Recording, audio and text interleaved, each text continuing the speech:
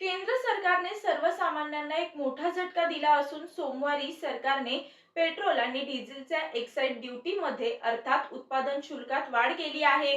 यामुळे पेट्रोल आणि डिझेलवरील उत्पादन शुल्क 2 रुपयांनी वाढलं आहे. यामुळे पेट्रोल डिझेलच्या दरात सोमवारी मध्यरात्री 12 वाजल्यानंतर वाढ होणार आहे. पेट्रोल डिझेलच्या उत्पादन शुल्कात 2 रुपयांनी वाढ केल्यानंतर लगेचच केंद्र सरकारने एक आणखी मोठा झटका सर्वसामान्यांना दिला आहे. पेट्रोल डिझेल पाठोपाठ एलपीजी गॅस सिलेंडरच्या किमतीतही वाढ जाहीर करण्यात आली आहे.